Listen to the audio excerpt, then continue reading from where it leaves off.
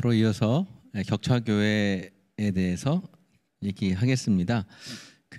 뭐 공적인 교회에 대해서 제가 말씀을 드렸으니까, 그러니까 공적인 교회에 대한 이야기는 교회 사회적 책임에 관한 부분이라면, 그 공적인 부분이 사실은 이른바 공교회로서의 교회에서도 저는 적용이 되면 좋을 것 같아요. 사실은 어떻게 보면 우리가 공적 교회가 된다고 하면서 교회 안의 문제에 대해서 관심하지 않는다면 굉장히 모순적이잖아요. 사회적 책임에 대해서는 굉장히 얘기하면서 교회 안에서 벌어지고 있는 어려움에 대해서 관심하지 않는다면 굉장히 모순적인 존재이기 때문에 우리 안에 지금 어떤 현실들이 벌어지고 있는가를 조금 보면서 우리가 이 교회를 어떻게 공교회로서 하나된 교회로서 교회를 어떻게 우리가 만들어 갈까를 고민해보는 그런 시간도 잠깐 가져보면 좋을 것 같습니다. 그래서 2023 우리가 교회 목회 트렌드 내면서 이 부분은 사실은 뭐 관심들이 많지 않으실 수 있지만, 관심은 없을 수 있지만 그런 관심을 가져야 되는 부분이기 때문에 저희들이 다뤄보았습니다. 격차교회 서바이벌 목회인데요. 2023년도 올해 목회 교회를 보면서 이 격차가 굉장히 더 심해질 것이다라고 하는 것이 저희들의 기본적인 가설이었어요. 격차는 뭐 예전부터 벌어졌지만 특히 코로나라고 하는 상황을 겪으면서 굉장한 격차가 벌어졌을 것이다라고 하는 것이 저희들의 가설이었는데 실제로 맞아 떨어졌습니다. 코로나가 이전보다 훨씬 더 교회 간의 양극화를 발생시키는 것들을 우리가 확인할 수가 있었는데요. 이미 코로나 팬데믹이 가져온 양극화 부분들은 뭐 잘 드러나고 있는 거죠. 그래서 퓨 리서치가 조사한 것에 따르면은 2020년 각 소득계층의 양극화가 심해졌다는 것이 보여졌는데요. 중산층은 5,400만 명 감소한 반면에 빈곤층은 1억 3,100만 명이 증가를 했습니다. 그러니까 엄청난 2배 이상으로 차이가 난 거죠. 그러니까 중산층이 감소한 것도 문제지만 빈곤층이 이렇게 급속하게 증가했다는 것이 더 큰 문제라고 볼 수가 있는 거죠. 그래서 구체적인 것을 보면은 하위 20%만 나홀로 줄어든 소득을 보고 있는데요. 그래서 특별히 이제 뭐 코로나 때 이 이른바 생계 지원을 위한 것들을 많이 지원을 해줬는데 그것들이 이제 끝나다 보니까 이제 지원금이 중단이 되면서 전체 가계 중 하위 20%가 20% 소득만 감소한 것으로 나타나게 됐고요. 그리고 하위 20%와 상위 20% 간 소득 격차도 5.75배로 벌어지게 됐습니다. 정부 지원금이 줄어들었던 지원금으로 줄어들었던 빈부 격차가 다시 벌어지게 되는 거죠. 똑같은 것들이 한국 교회에도 동일하게 적용이 될 수가 있는데요. 특별히 이제 코로나19 때 코로나19의 급속한 확산으로 정부가 모든 대면 모임을 금지시켰잖아요. 금지시키고 예배도 금지시켰을 때 그 양극화가 굉장히 벌어지게 된 저는 그 계기가 이 대면 예배 금지라고 저는 생각이 들어요. 왜냐하면 그때도 온라인 예배로 전환할 수밖에 없게 됐는데 그때 큰 차이가 나타났습니다. 동영상 예배를 드릴 수 있는 교회, 드릴 수 없는 교회로 나눠지게 됐죠. 교회 안 온라인 자원들을 운영할 수 있는 중대형 교회들은 정부 지침을 따를 수가 있죠. 그래도 우리는 온라인으로 드릴 수 있으니까 따를 수가 있었는데 코로나19 이전에도 사실 온라인 송출을 많이 했거든요.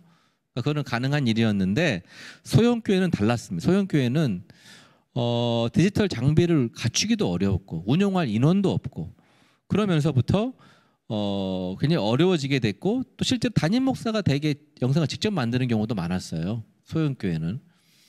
그러면서 그리고 이제 아예 그것도 안 되면 예배도 못 드리는 교회들이 속출을 했던 거죠. 그래서 예배 금지 방역 지침이 있었을 때 그냥 예배 안 드렸던 교회들이 상당히 있었던 것으로 추정이 됩니다. 특히 대형 교회 같은 경우는 이른바 저는 교회 안에 디지털 부익부 빈익빈 현상이 벌어졌다고 보여지는데 코로나19를 거치면서 대형 교회는 온라인 동영상 조회수가 굉장히 증가를 했고요. 뭐 예측을 하시겠지만 그러니까 통계를 보면 코로나19 이전에 10대 교회의 유튜브 조회수가 한 1,000명에서 2,000명대였거든요. 근데 딱 온라인 대면 예배를 딱 드리면서부터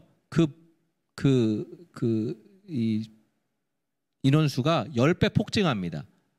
그러니까 1,000명에서 2,000명 들었다면 10,000명에서 20,000명이 뭐 어디 분당 무슨 우리 교회 뭐 큰 교회들 온누리 교회들 이쪽으로 이제 확 쏠리게 된 거죠.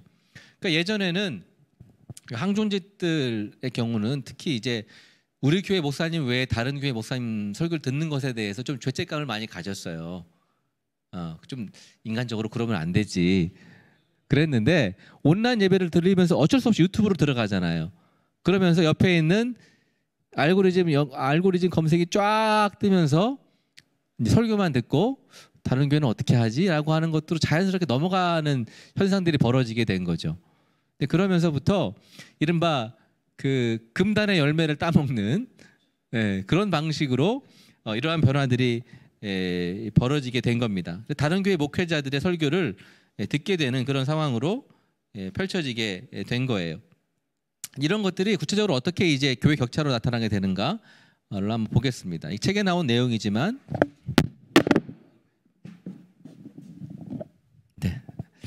보도록 하겠습니다. 대형 교회와 소형 교회 간 어려움을 구체적으로 이제 재정적으로 보여주는 건데요. 예장 통합이 통계가 많이 있어요. 다른 교단보다는 통합 교단 통계가 많이 나올 텐데요. 통합 기준으로 보면 2022년 교회 예산을 묻는 질문에서 작년과 비슷하다가 54.5%, 작년보다 줄었다가 이게 2022년도 기준입니다. 줄었다가 28.2%, 작년보다 증가했다는 17.3%에 불과를 했는데 교회 문제는 대형 교회와 소형 교회 차이가 너무 크다는 거예요. 그 체감이 99명 이하를 보면 100명 이상의 교회보다 훨씬 그 감소 비율이 커진 것을 보게 됩니다. 그러니까 예산이 훨씬 더 많이 줄어들었다는 거예요. 교인 수 29명 이하에서 보면 작년보다 증가는 8.7%에 불과하고 500명은 39%가 증가했다고 나타났어요. 오히려.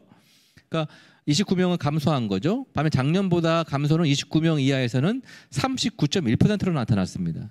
29명 이하는 39.1%가 감소했다고 얘기하는 거예요.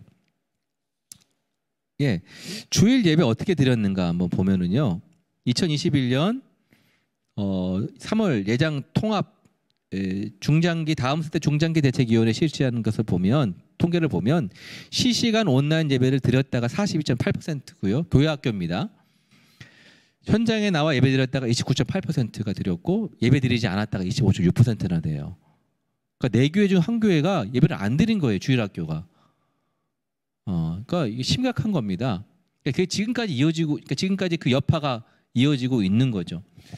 그러니까 지난해 교회 학교 운영된 교회 중에 운영된 교회 4곳 중 한 곳은 교회 학교가 안 된 거죠. 또한 코로나19 상황에서 교회 학교 예배를 제대로 드리지 못했다고 대답한 교회 소재지는 읍면 지역 교회가 38.8%, 중소도시 21.9%, 대도시 19.7%. 그러니까 농촌 교회는 훨씬 심했던 겁니다.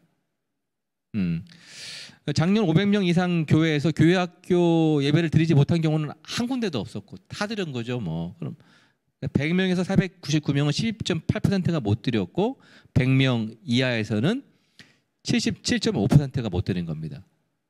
그러니까 100명 이하는 직격탄을 맞은 거예요. 그러니까 굉장히 어려웠다라고 하는 것을 확인하게 됩니다.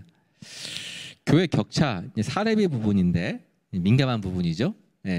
부분인데 이 가장 양극화 부분이 나타나는 부분이 교회 격차 사례비 부분일 거예요. 보면 예장 통합 역시 마찬가지인데 목회자 대상으로 한 코로나19 한국교회 추적조사에서 보면 담임 목사 월 사례비를 조사하면 월 평균 사례비가 얼마일까요? 월 평균 사례비가 239만 원입니다. 목회자들 평균 뭐 그냥 239만 원이고요. 아마 담임 목사라고 저는 보여지는데 39만 원이고요. 그런데 목회자의 70.5%가 299만 원 이하의 사례를 받아요. 이 70.5%가 전체적으로 보면은 문제 45.5%는 최저임금도 못 받습니다. 문제는 최저임금이 얼마죠 지금? 201만 원인가 그래요. 그러니까 목회자의 75%는 201만 원도 못 받는 건데 구간별로 살펴보면은 목회 45%가 최저임금 이하의 수준을 받습니다. 45%가. 그러니까 굉장히 양극화가 심해서 많이 받는 분들은 뭐 많이 받는 거고 적게 받는 분들은 굉장히 적게 받는 지금 상황인 거죠. 구간별로 보면은 사례를 아예 받지 않는 경우가 7%도 있었습니다. 사례를 안 받는다. 7%. 그리고 500만 원 이상 되는 목회자는 6% 정도가 됩니다. 그리고 교회 규모별로 보면은 이게 교회 규모별로 나와 있죠. 29명 이하의 평균 사례비는 113.4만 원. 30에서 99명은 204만 원. 100명에서 499명은 320만 원, 500명 이상은 496만 원 정도를 받는 것으로 조사가 됐습니다. 코로나19 이후 한국교회 재정 추적 조사를 해보니까 현재 2022년 4월 이후 재정 상태는 99명 이하 교회는 어렵다는 응답이 높았고요. 100명 이하 교회는 여유 있다는 응답이 이상 교회는 가장 높았습니다. 약간 좀 마음이 아플라 그래요. 네. 그 중에서도 29명 이하의 교회 78.8%, 그 다음에 30에서 99명 사이 교인을 가진 교회의 43%가 어렵다고 응답을 했고요. 100명에서 499명은 24%, 500명 이상은 4.3%가 재정적으로 어렵다고 답을 했습니다. 내년 재정 상태를 보니까 올해보다 더 어려워질 거라고 예상하는 게 보시겠지만 29명 이하, 그다음에 30에서 99명 사이는 이미 뭐 16.5%, 15.8%가 어려워질 거라고 예상을 했고요. 500명 이상은 0%. 우리는 어려워지지 않을 거다 생각을 하고 있습니다. 재정 상태에 있어서도 격차가 발생을 하고 있는 거죠. 헌금 수준 회복력 조사를 해봤습니다. 얼마나 회복이 됐는가 봤는데 500명 이상 교회는 작년에 우리는 92%가 회복이 됐다. 그리고 29명 이하를 보니까 75%가 우리는 75%만 회복이 되고 있다. 라고 답한 것을 보니까 회복력에서도 차이가 나는 것을 볼 수가 있습니다. 사회 회복면에서도 양극화가 이루어지고 있죠. 코로나 이전 대비 상황을 보면 특히 보면 전도 선교 수준에서 보면은 새신자 등록 수준에서도 교회 규모가 클수록 이전 대비 회복률이 높다는 것을 볼 수가 있고요.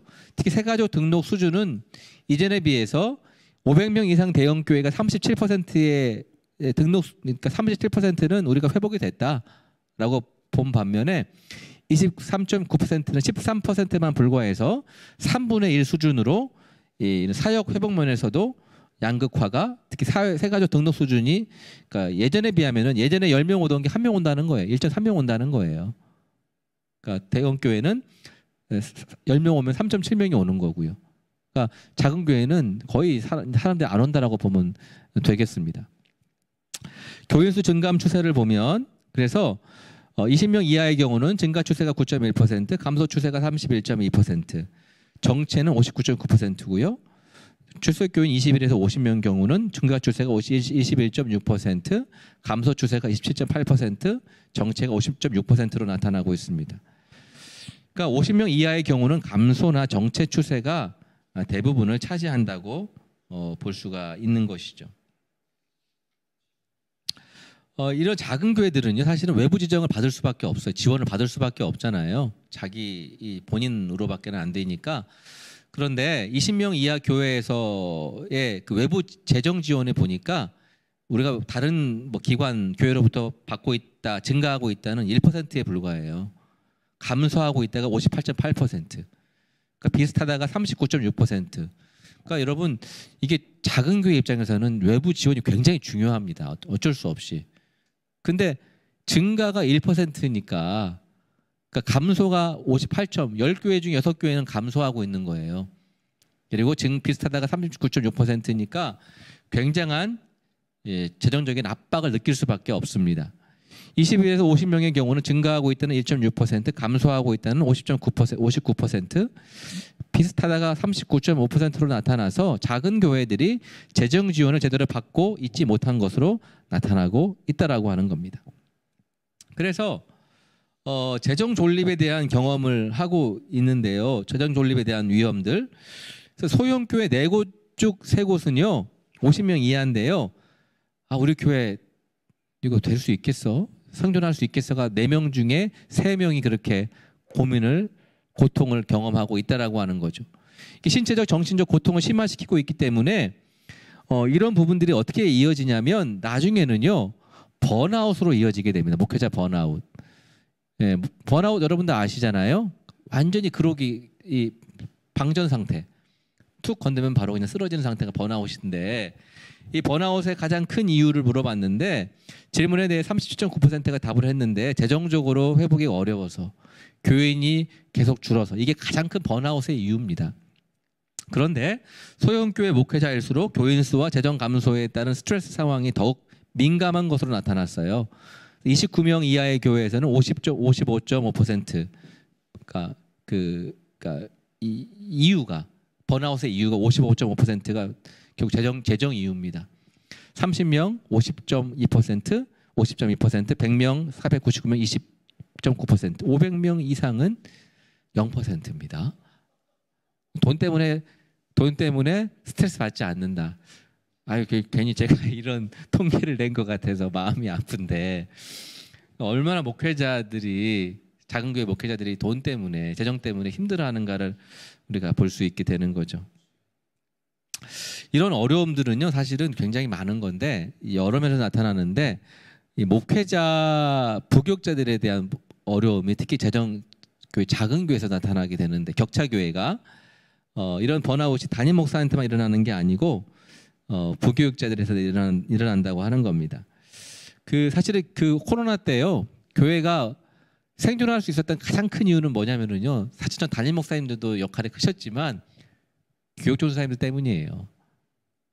뭐 집에 교회 방송 직원이 있으면 모르겠는데 방송 직원이 없는 곳에서는 교육전도사님들이 다 했거든요. 영상 만들었죠, 뭐 했죠. 그분들이 했던 이 역할이 굉장히 컸습니다. 사실 잘 몰라요. 그것들에 대해서. 굉장히 이제 그런 역할들이 컸는데요. 근데 문제는 지금 이제 그런 교육자들도 상당한 번아웃을 느끼고 있는 것 같고, 특히 이제 교회들 가운데 이 교육전도사 구인난이 굉장히 지금 어려워지고 있습니다. 제가 아는 어떤 서울에 있는 뭐 유명한 교회들만 하더라도 예전에는 그냥 줄 서서 대기하던 교회가 교육전도사를 못 구하고 있습니다. 지금. 그러니까 이 신학생들도 교회에 안 가려고 하는 거죠. 최저임금보다 낫다고 생각하고 있고, 그리고 교회 일이 너무 많고, 또 이 교회 안에 있는 문화들 이런 것들이 이야기하고 있는 겉으로 이야기하고 있는 여러 가지 이유들인데 그러한 것들 때문에 교회들이 지금 이 교육전도사를 못 구하고 있는 건데 제가 심각하게 보고 있는 이유는 이것들이 이른바 교회 리더십 구조의 생태계 붕괴로 이어지는 것은 아닌가 하는 그런 심각한 문제를 지금 보고 있는데요. 뭐 사실 이 부분은 굉장히 뭐 이전부터 있었던 일이죠. 미국 사회 보면은 이른바 Great Resignation, 조용한 대사직이라고 하는 게 지금 미국 사회에서 일어나고 있죠. 뭐냐면은 quiet quitting이라 그래서 MZ들이 일을 안 하려 그래요. 일을 하는데 직장을 그만두는 건 아니고 그만두기도 하지만 돈을 준 만큼만 일합니다. 돈 그 이상의 일을 안 하려고 하는 거죠. 그런 이제 이른바 MZ들의 조용한 대사직이 이른바 그 중요한 문제로 펼쳐지고 있는데요. 교회 안에 부교육자도 마찬가지입니다. 부교육자들도 이제 이런 부분들에 있어서 상당히 이제 사회에 비하면 교회 내에 이런 일들이 너무 어렵다고 생각을 하는 거죠. 한국교회 부교육자 생활 실태를 보면은 부교육자 생활에서 가장 힘든 일이 뭐냐 봤더니 업무량이 너무 많다. 예, 그렇죠? 47%가 많다고 생각을 하고 있고 사례비가 적어서가 그 다음입니다. 적고 자율성이 없어서 담임 목사와의 관계 갈등, 교인들의 갑질, 무시당함이 이렇게 되어 있는데요. 중복 응답률입니다. 상위 5가지인데요. 부교육자 실무 근무 형태를 보면 일 근무 형태가 9.8시간이고요. 평균 근무 시간이 주 평균 근무 시간은 5.7일입니다. 그러니까 일주일 총 근무 시간이 55.9시간이니까 기본 근무 40시간에 비해서 1.4배를 더 근무하는 거고요. 이게 새벽 기도까지 포함이 되는 거겠죠? 네, 새벽 기도까지 포함이 될지 아닐지는 모르겠는데, 네, 굉장히 일을 많이 하는 겁니다. 그리고 부복사 사례비를 보면 월 평균 사례비가 260만 원으로 나와 있는데, 월 평균 가구 소득은 332만 원이니까 260만 원으로 생활이 안 되는 거죠.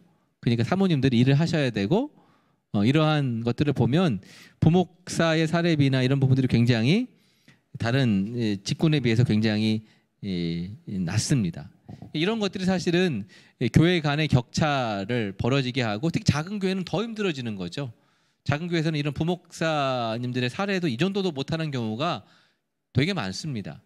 이런 것들이 그 격차들의 이유가 되는 것이 모습들을 보게 됩니다.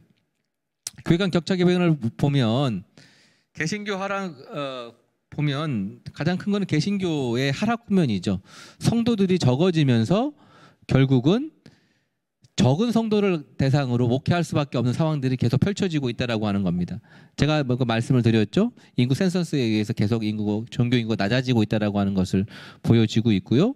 20, 30대에서는 그와 같은 것들이 더 심각해지고 있다라고 하는 겁니다. 초대형, 초소형 교회를 보면 10년간 30명 이하의 초소형 교회 비중이 2010년에서는 23.8%였는데요. 2019년도에는 33.8%로 10% 증가됐어요. 그러니까 옛날 초소형 교회가 작았거든요. 33명 이하 교회, 30명 이하 교회. 그런데 10%가 증가를 해버렸습니다. 그러니까 초소형 교회는 더 늘어나고 있어요. 초대형 교회 비중은 낮아졌는데, 문제는 그러니까 보면은 2013-10년도에 초대형 교회가 25개로 0.3%가 차지했는데 2019년도에는 4개가 감소해서 0.2%가 낮아졌습니다. 그런데 그러나 비중은 초대형 교회의 비중이 더 커졌어요. 그러니까 초대형 교회 개수는 줄어들었지만 초대형 교회에 있는 교인 수는 더 늘었다는 겁니다. 그러니까 초대형 교회가 6만 명 줄어드는 동안 중소형 교회 교인 수는 더 줄었다라고 하는 것을 의미하는 겁니다. 뭐 초대형 교회 주는 것이 큰 문제는 아닐 수 있겠지만, 작은 교회 줄어드는 게 더 큰 문제죠. 대형 교회 쏠림 현상의 이유들은 우리가 잘 알고 있는 것처럼 프로그램 부분이 제일 크고요. 소형 교회 비교할 수 없을 만큼 다양한 측면에서 여유를 누리고 있고, 익명성이 또 크죠. 교회 정식 구성원으로서 등록하고 싶지 않음, 봉사에 대한 부담감 때문에 동일시 대형 교회의 일원이 됨으로써 내가 목회자와 똑같은 어떤 그 사회적 스테이터스를 같이 있다라고 하는 심적인 착각을 느끼기도 합니다. 그것도 굉장히 커요. 그리고 인적, 물적, 공간적 지원 서비스가 탁월하고 소형 교회가 주는 재정적 헌신에 대한 부담감도 작은 교회로 가지 않는 이유 중에 하나고 대형 교회로 가는 이유 중에 하나죠. 그리고 교회 성장 자체가 둔화가 됐습니다. 70년대, 80년대 한국 교회가 폭발적으로 성장을 이뤘죠. 한국 교회는 1970년대보다 70년대는 500%가 성장을 했어요. 꿈만 같은 얘기입니다. 꿈만 같은 얘기. 500%를 지금 그렇죠. 80년대는 그래도 200%. 지팡이만 꽂아도 교회가 부흥됐다라고 하는 그런 시대가 있었습니다. 그러다가 100% 미만으로 줄어들다가 2005년도에는 개신교인 증가율이 마이너스 0.7%가 됐다가 이제 2015년도에 증가가 됐지만 아까 말씀드린 것처럼 통계 방법에 약간 문제가 있었다라고 보여지는 건데 전반적으로는 줄어들 수밖에 없었던 거죠. 젊은 기독교인 비율이 감소한 것은 아까 말씀드렸고요. 두 번째는 교회 성장 동력이 약화인데 목회자의 수급 불균형도 굉장히 큽니다. 우리가 아는 것처럼 격차 교회가 발생하게 된 이유는 목회자의 수급 불균형도 큰데요. 2018년도 한국의 종교 현황을 보면 개신교 교단이 374개예요. 교단이 374교단입니다. 그런데 재정적으로 안정된 신학교는 거기에서 10%에 불과합니다. 그러니까 매년 7,000명 정도의 졸업생이 배출이 되고요. 그런데 1년 동안 설립되는 교회 수는 2,000에서 3,000개입니다. 그래 당연히 안 맞잖아요. 예, 안 맞고 목회자 과잉 배출의 지속 수급 불균형 초래가 지금까지 이어지고 있고 아직도 물론 지금 뭐 여러분들은 아시겠지만 올해 총신대는 미달이 됐잖아요. 신도시 최초로 미달됐습니다. 장신대는 1점 네, 그러니까 내년은 아마 미달이 될 가능성이 굉장히 높죠. 네, 그 점에서 목회자 수급 불균형이 자연스럽게 지금 뭐 된다고는 하지만 그동안 배출됐던 목회자들이 많기 때문에 이 격차 교회 부분 수급 불균형의 문제는 상당히 오래 갈 겁니다. 그다음에 개교회주의를 빼놓을 수가 없죠. 격차 교회가 발생하는 이유는 한국 교회가 짓는 아주 강력한 개교회 교회주의 때문이기도 합니다. 한국 교회 초기에 내비우스 정책들이 있었죠. 신학교 때 배웠던 것들 여러분 기억하실 겁니다. 자전, 자치, 자립. 굉장히 중요한 역할을 했죠. 한국 교회가 독립하고 성장하는데 중요한 역할을 했지만 그러나 이것들이 국가라는 환경, 개교회주의는 굉장히 좋은 부분이 있어요. 개교회가 하는 일에 대해서 상위기관이 간섭하지 않는다. 개교회는 개교회가 알아서 한다라고 하는 좋은 의미를 가지고 있지만 그럼에도 불구하고 이 개교회주의가 가지고 있는 폐해는 일종의 그 개교회가 가지고 있는 각자 도생을 해야 되는 상황으로 만들 수밖에 없었던 거죠. 우리가 뭐 독일 루터교라든가 이런 것처럼 국가가 관여하지 않기 때문에 이런 부분들이 펼쳐지게 된 거고요.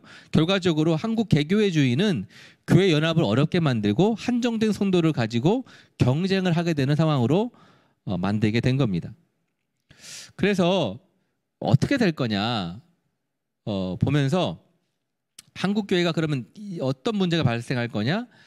이중직이 굉장히 문제가 본격적으로 이해하게 될 것 같습니다. 이중직 문제.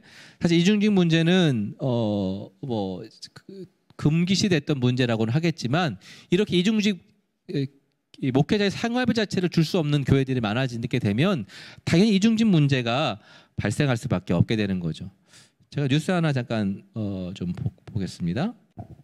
이처럼 이중직 목회는 이미 목회자들이 마주하는 현실이 되었을 뿐만 아니라 선교적 차원에서도 그 중요성이 강조되고 있습니다.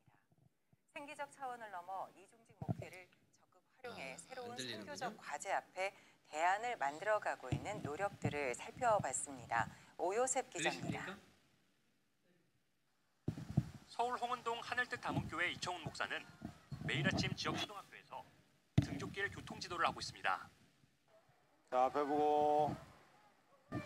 자, 앞에 보고 끝까지. 등교지도가 끝난 뒤엔 발달장애인 활동 지원사로서 지역사회 장애인 돌봄에 나섭니다.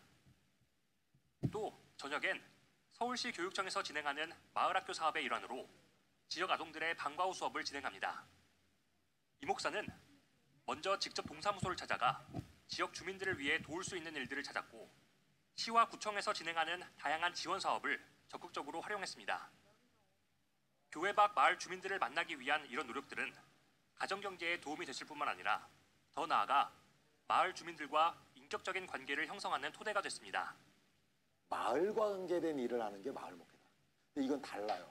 그냥 예수전당 마기지옥 전에서 교회 오는 것과 최소한 저와 이분들은 1년 넘게 관계를 맺어오다가 저희 교회를 오기 때문에 완전히 개념이 틀려집니다. 정말 가족입니다. 이청훈 목사는 목회자가 성도들에겐 전도하는 삶을 강조하면서 정작 본인은 교회 자리만 지켜서는 안 된다고 말했습니다. 특히 복지와 교육, 돌봄 등 우리 사회엔 목회의 연장선상에서 할 수 있는 일들이 참 많다며 전도라는 목적을 가지고 일방적으로 접근하는 것이 아니라 우선 좋은 이웃이 돼야 한다고 강조했습니다. 생계형도 있지만 생계형을 넘어서 의미형이 있고 더 나아가 선교형이 있습니다. 목회자가 급여를 받기 위해서 경제활동을 하게 되면 자연스럽게 마을 주민들을 만나게 되고 세상 사람들을 소위 예수를 모르는 사람들을 만나게 되기 때문에 이미 하고 있는 사람들의 노하우와 또는 선교적 교회나 공공신학과 같은 좀 신학적인 백그라운드도 좀 알려드리고 그렇게 해서 이들이 좀 준비될 수 있는 과정들을 좀 준비해 주시는 것이 좋겠다. 기독교대학 감리회 중부연의 웨슬리 사회 네트워크는 최근 목회자들에게 전문적인 용접 기술을 가르치는 용접학교를 열었습니다. 용접 기술뿐만 아니라 앞으로 에어컨 학교, 사진 학교, 목공학교 등 다양한 선교 기술 학교를 열어 목회자들의 목회자들의 선교적 이중직을 돕는다는 계획입니다. 교단 차원에서 목회자들의 선교적 이중직 목회 지원에 나섰다는 점에서 의미 깊은 행보입니다. 웨슬리 사회 네트워크 사무국장 이주원 목사는 교단이 생계 안에서만 조건부로 이중직을 허용하고 각자 도생하라는 식의 태도는 무책임한 것이라며 이중직 목회가 선교적 차원으로 확장될 수 있도록 적극적인 지원에 나서야 한다고 강조했습니다. 그럼 믿음으로 이겨야지, 기도로 이겨야지 라고는 이야기하시는데 다 창조적인 사실이거든요. 연회가 위자립 교회 목회자 문제에 대해서 고민하고 있고 또 그 고민을 위해서 같이 연대하고 있다라는 것을 보여주는 것이죠. 목회자들이 선교와 자신의 삶에 보탬이 될 수 있는 프로그램을 연구하고 있습니다. 이 목사는 특히 한국 교회가 전문직 목회 등엔 관대하면서 이중직 목회에 유독 엄격한 것은 유교적 산업공상 사상의 영향이라며 이중직 목회를 향한 근본적인 시선 변화가 필요하다고 강조했습니다. 성도들의 삶의 현장에서 그 자기의 땀과 자기의 눈물과 자기의 피를 뿌려가면서 그들과 동질감을 느낄 수 있게 만들어준다. 사명을 받았고 나는 무슨 네이집하고 뭐 이런 식으로 어떤 실학적인 이상한 토대들을 만들어 놓는 게 한국 교회거든요. 사실 그거 아니거든요. 그게 아니라 그분들의 삶의 순조를 느끼는 그 삶의 현장이 우리의 목회의 자리가 될 수 있겠구나. 포스트 코로나 시대 중요한 선교적 전환점을 맞이한 한국 교회. 교회 밖 일상의 자리에서 선교적 삶을 살아가는 목회자들의 노력이 새로운 대안으로 주목받고 있습니다. CBS 뉴스 오효섭입니다. 네.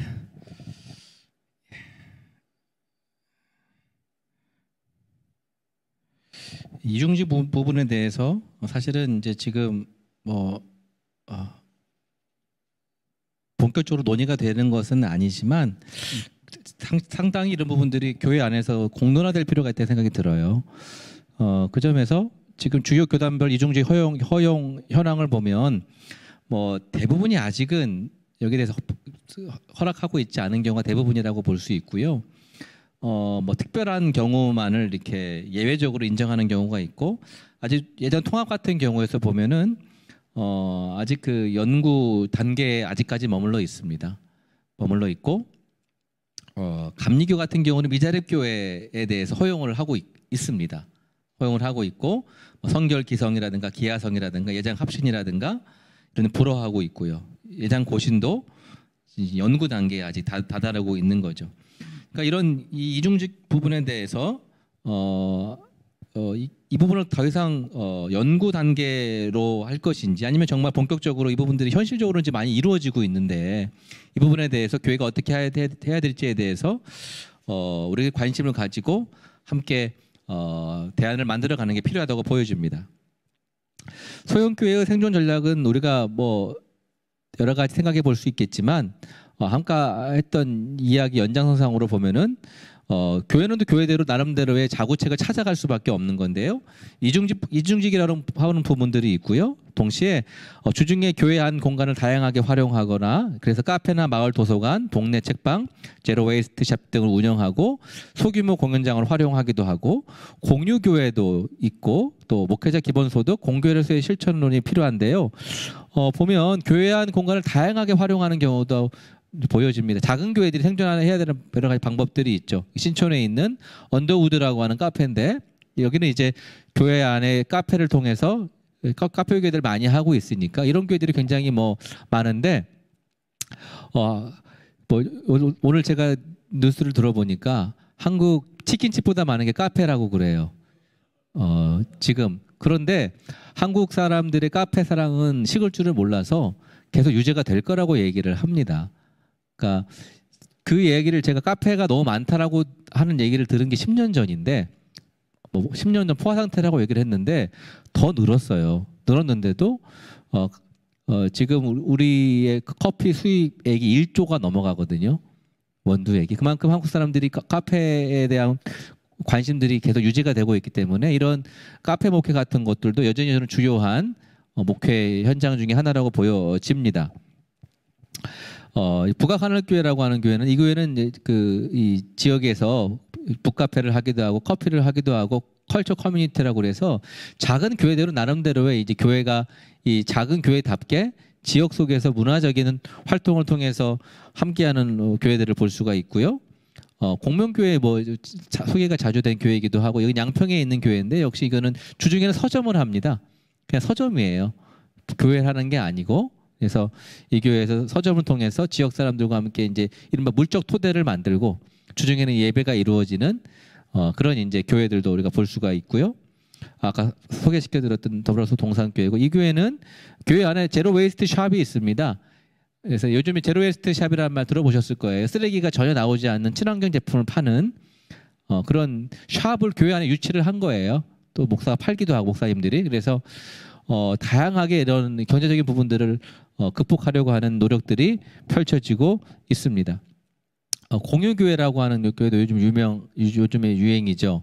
그러니까 한 교회 안에 시간대별로 이렇게 교회들이 이렇게 펼쳐지고 있는데 사실 이게 쉽지는 않아요. 굉장히 어려운 부분일 겁니다. 왜냐하면 교회들이 각자 이해관계가 다르기 때문에 한 공간을 두고 이렇게 시간대별로 한다는 게 쉽지는 않지만 그래도 이런 부분들이 공간에 대한 이 비용을 많이 줄일 수 있기 때문에 이런 공유 교회들 르호봇이라고 하는 이제 김포에 있는 이쪽 지역인데 이런 교회들이 지금 새로운 시도들을 하고 있는 거죠. 그러나 저는 더 제안하고 싶은 것 중에 하나가 목회자 기본소득 부분들을 한번 우리가 볼 필요는 있다고 생각이 들어요. 그 기본소득 문제가 대선 때 잠깐 얘기가 됐다가 얘기가 안 됐죠. 그런데 지금 다른 교단을 중심으로 보면은 목회자들이 기본소득이 필요하다. 기본소득도 안 되는 데에는 이런 것들이 필요하다고 보여져서 감리교 서울 남녀회 같은 경우에는 4천만 명 미만 미자립 교회를 위해서 매년 11억 원 기금 마련을 하고 내년부터 올해부터죠 70만 원을 지급을 하기로 했다고 그럽니다. 부럽죠? 네. 구세군은 매달 140에서 150만 원을 지급을 하고 있고요. 기장은 목회자들의 11조 50%를 거둬서 미자립 교회 목회자를 위한 최저 생계비로 활용을 하고 있다고 하죠. 이런 부분을 보면은 우리 이제 이런 다른 다양한 교단들이 이런 목회자의 기본소득에 대해서 좀 진지하게 고민을 해보고 하는 부분들이 필요한 것 같습니다. 네. 마지막이죠. 우리가 이 말씀을 한번 읽어보고 싶습니다. 만일 한 지체가 고통을 받으면 모든 지체가 함께 고통을 받고 한 지체가 영광을 얻으면 모든 지체가 함께 즐거워하느니라. 너희는 그리스도의 몸이요 지체의 각 부분이라. 제가 어디 가면은 꼭 이런 얘기를 해요. 저번에 용인 지역에 갔었는데 용인 지역에 교회가 몇 개입니까? 물어보니까 정확히 아시는 분이 계시더라고요. 하여튼 1000개 하여튼 얘기하시는데 여러분 각 지역 교회마다 교회들이 있죠. 근데 교회는 하나 아닙니까? 한 교회가 있는 겁니다. 한 교회. 네.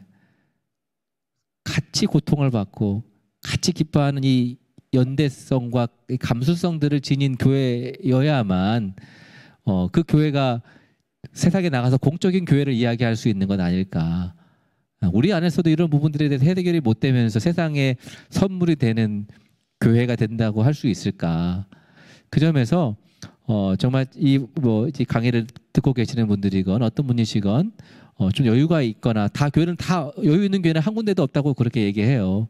그럼에도 불구하고 이 작은 교회 목회자들이 겪고 있는 문제들에 대해서 우리가 함께 고통을 나누고 분담하고 연대의 방식들을 모색해 나가는 조금 더 적극적인 방식들이 우리 가운데 펼쳐지면 좋겠다라고 하는 차원에서 격차교회의 현실을 살펴보고 우리 교회의 방향들을 찾아가는 그런 시간이 되면 좋겠습니다.